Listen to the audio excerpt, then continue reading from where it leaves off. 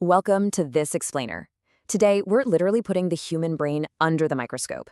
We're launching a fascinating and honestly slightly urgent investigation into our own minds in the digital age. We hear a lot about what artificial intelligence is doing for us, but today, we're looking at the clinical data to see what it's doing to us.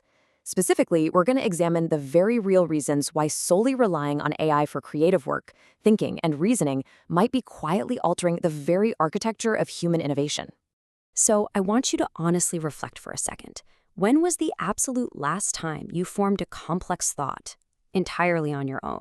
Not refined by a prompt, not assisted by autocomplete, just you experiencing unassisted, unrefined cognitive friction. Most people, when they really sit with this, realize they kind of can't remember. And look, this isn't just a conversation about productivity, right? This is a conversation about your identity. We are fundamentally changing the conditions that actually require us to think. Okay, let's dive into this. We used to follow this beautifully messy pattern. You'd have a problem, you'd sit with it, read, absorb, completely contradict yourself, and somewhere in that incredibly inefficient, uncomfortable friction, an original thought formed. It had your literal fingerprints on it. But now, we're trading that friction for speed. We've effectively become middle managers for our own thoughts. We aren't the producers building ideas anymore, we're just the editors curating outputs. We're requesting conclusions instead of wrestling with the process. To really understand the pathology of this shift, we have to look at something called cognitive offloading. Basically, that's delegating our cognitive tasks to external aids. And while handing our tasks to AI absolutely gives us clarity and polish in the short term, it's quietly stealing something vital, our cognitive resistance and our tolerance for ambiguity. We're losing the capacity to hold a half-formed idea in our heads long enough for it to become something profoundly real. Which brings us to a seriously stark piece of clinical data. Researchers tested 666 participants and found a staggering negative correlation, minus 0.68. That is the mathematical relationship between frequent AI tool usage and human critical thinking abilities. Think about that. It turns out relying on these tools actively reduces the necessity for deep analytical reasoning. As our reliance goes up, our internal critical thinking skills plummet. The boundary between human agency and machine intelligence is blurring, and it's leaving a literal watermark on the brain. Cognitive scientists are noticing that every digital activity actually reorganizes our cognitive structures. Our neural networks are altering their workload distribution. We aren't just using tools anymore, right? We're thinking through them. And as a result, our brain is fundamentally changing how it assigns cognitive labor. To really grasp the physical impact of this, think about your GPS. Studies show that seniors who rely entirely on GPS instead of mental mapping actually show reduced gray matter in their hippocampus. That's the area of the brain tied to spatial memory. The intellectual muscle literally shrinks from underuse. Well, outsourcing our problem solving and reasoning to AI operates on that exact same use it or lose it principle. If we stop navigating the conceptual space ourselves, our cognitive maps just atrophy. And this isn't just a theory. It's backed up by hard neurological data. Just look at these results from a recent MIT Media Lab EEG study. College writers using large language models showed significantly weaker brain engagement. The brain was essentially just doing less work. And because of this, they couldn't accurately recall what they wrote, they struggled with source memory, and they reported feeling the lowest ownership over their own labor.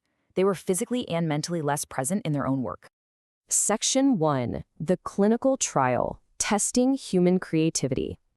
Now, what's really interesting about this slide is how it breaks down human innovation. To test how AI impacts our creativity, researchers ran a massive trial with 1,100 participants. They tested two specific pillars. First, there's divergent thinking. That's your ability to generate a wide range of unique ideas.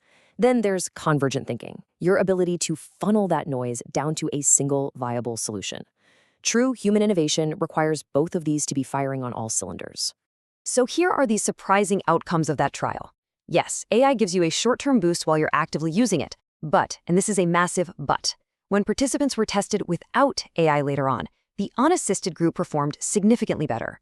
AI guidance actually disrupted the human aha moment in convergent problem solving. It basically fed participants too much info, breaking that natural cognitive tension we need to connect complex concepts completely on our own. And that disruption? It leads to a long-term societal mutation. We're effectively creating a hive mind, except the hive is really boring, and it just keeps suggesting the exact same 5 ideas. Because these systems are trained on past data to predict the most probable next word, they naturally converge on the average.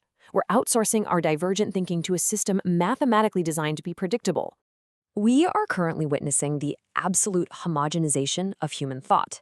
On a collective level, when knowledge workers all across the globe use the exact same large language models to write, to reason, to brainstorm, well, the net result is a vastly smaller, significantly more boring range of ideas. We lose the weird, the unexpected, the genuinely novel breakthroughs that really only come from human minds wandering off the beaten path. But here is perhaps the most terrifying clinical finding of the whole shebang. This homogenization lingers.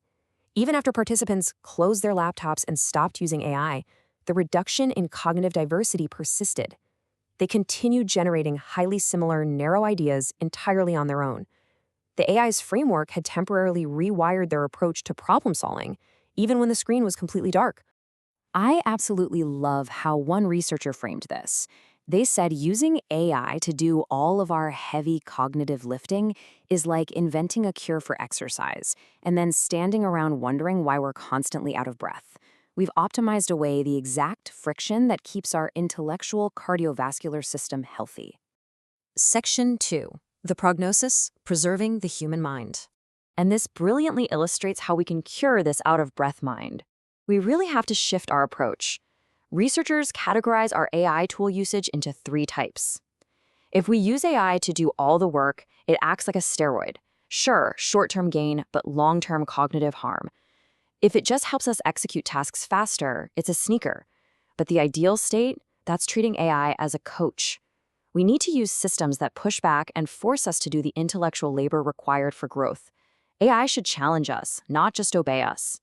So, to protect your divergent and convergent thinking, you absolutely must embrace the friction.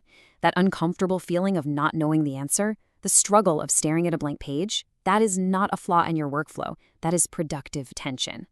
Cognitive struggle is a necessary feature of genuine understanding and self-formation.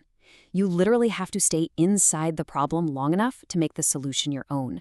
So I want to leave you with this final provocative thought. If the thinking assistance of AI vanished tomorrow, how much of your thinking would still function? Could you form an original idea completely from scratch?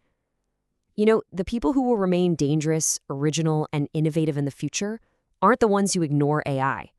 They're the ones who refuse to outsource the friction that makes them who they are. Thank you so much for joining me for this explainer. Now go out there and wrestle with a difficult problem today.